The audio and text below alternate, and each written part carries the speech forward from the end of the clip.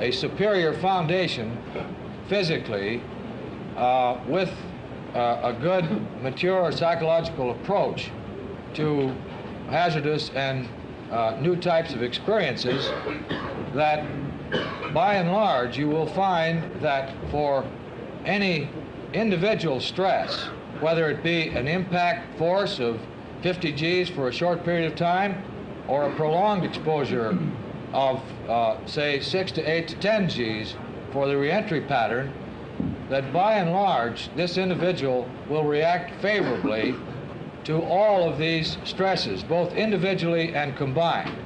And this is what these candidates proved in the stress tests. The question is, will PEP pills or other means be used to keep these boys at maximum alertness throughout their orbital flight? And the question was addressed to General Flickinger. Specifically, no, we won't resort to any PEP pills. They certainly will be trained on all of what you might say ordinary medical emergencies that might occur to them, either as a result of vehicular failure, component failure, or some intercurrent acute happening to themselves. But we have definitely proven in the work that we've done on ground simulators that for the duration of the mission that they're expected to perform, we will have no need to have artificial stimulation. They have their own built-in governing factor, which is quite adequate.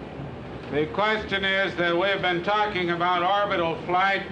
How soon earlier than that will we be shooting them in their capsules over ballistic trajectories? Before we answer that, might I urge you gentlemen to, after the answer to this question, insofar as possible, to stick to the questions about the men themselves, because they have other things to do later in the day, and while they want to be thoroughly responsive, they don't want to stay here all afternoon. Bob, would you like to answer that? Walter Bonney's already quoted Glennon as saying this might come off, the orbital phase might come off sometime after 2 years. These suborbital flights are a prelude to the orbital ones. We're going to get them as soon as we can. However, as I said earlier, we have all these systems to translate into hardware and to check out. So any kind of an exact estimate can't be given, except they'll definitely come before the orbital flights. The question is, we know they're physically darn near perfect. What about their IQs? Which one of you gentlemen? John? That's easy, Walt. I can tell you this, that every one of the gentlemen have IQs about 10% higher than any of us. I could say a lot higher than 10%, but... You're very dumb anyway.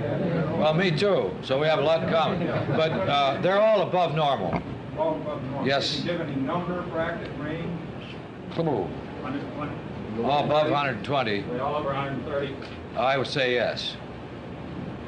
Which is way high, 100 percentile. The question is, would the gentlemen like to say which test they liked least? I'm in on a secret, ladies and gentlemen, and I'll say the next but one, because they're all agreed on one. Johnny Glenn, you answer, and then we'll start this way and around that way. That's a real tough one, because we had some pretty good tests, but I think the tests out at Dr. Lovelace's place at Albuquerque out there, certainly some of the tests we had out there were the most trying. And it's rather difficult to pick one, because if you figure how many openings there are on the human body and how far you can go in any one of them. You gave it away. Now you answer which one would be the toughest for you.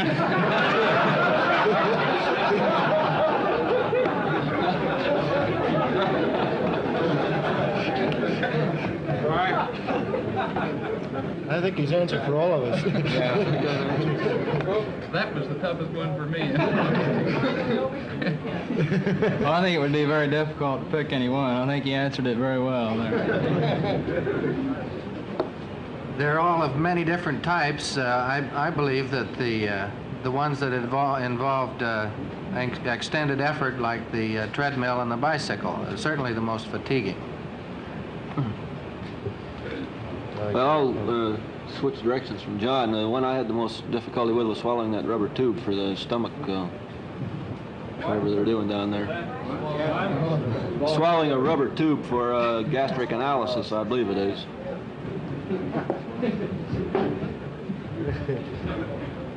Well, I think John Glenn answered the question pretty well. To perhaps carry it a little bit further,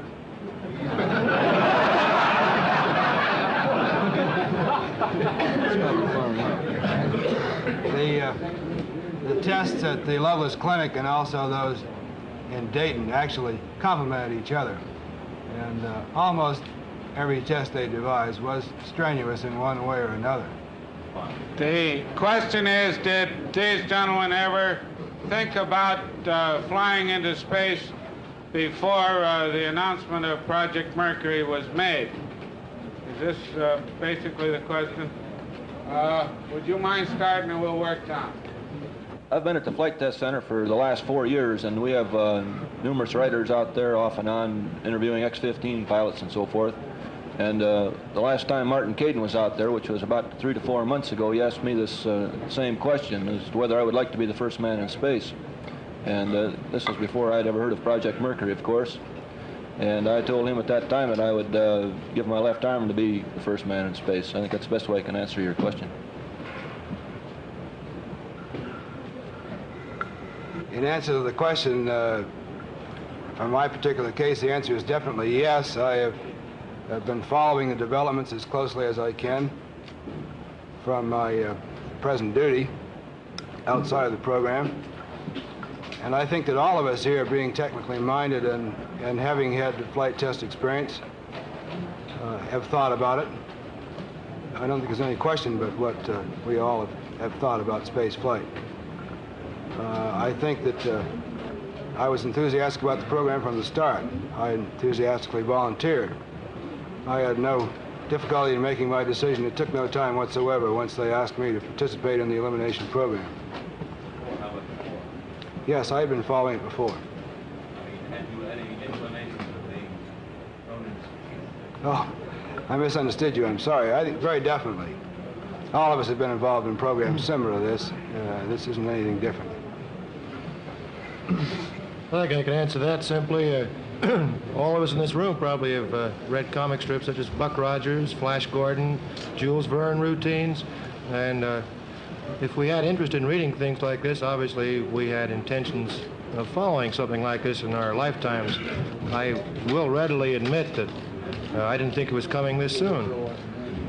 But in flying aircraft, we've been striving to get higher and higher. You've heard of releases on airplanes such as the Lockheed 104 and the Navy Grumman F-11F that have gone to quite high altitudes. Space, to any one of us, really begins at about 22 to 25,000. Picture taking place. At 22 to 25,000 feet, we can't live without survival equipment.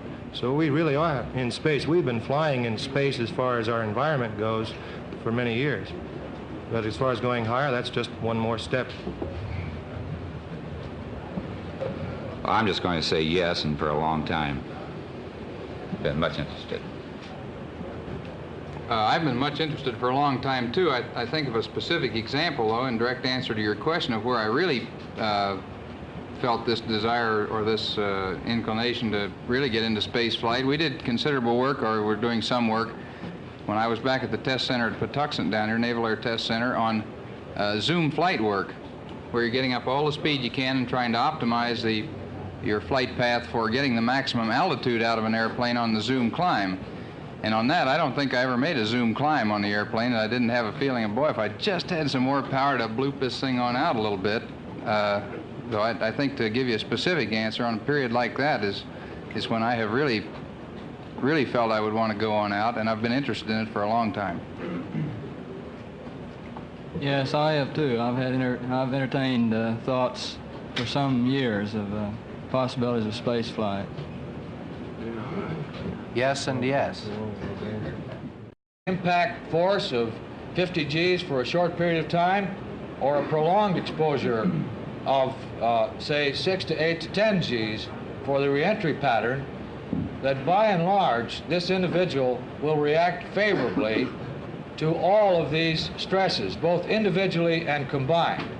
And this is what these candidates, a superior foundation physically, with a good, mature psychological approach to hazardous and new types of experiences, that by and large you will find that for any individual stress, whether it be an happening to themselves, but we have definitely proven in the work that we've done on ground simulators that for the duration of the mission that they're expected to perform, we will have no need to have artificial stimulation.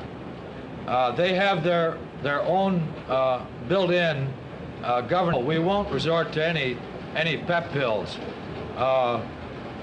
They certainly will be trained on all of what you might say ordinary medical emergencies that might occur to them, either as a result of vehicular failure, component failure, or some intercurrent acute heats proved in the stress tests. The question is, will pep pills or other means be used to keep these boys at maximum alertness throughout their orbital flight? And the question was addressed to General Flickinger. Specifically, no.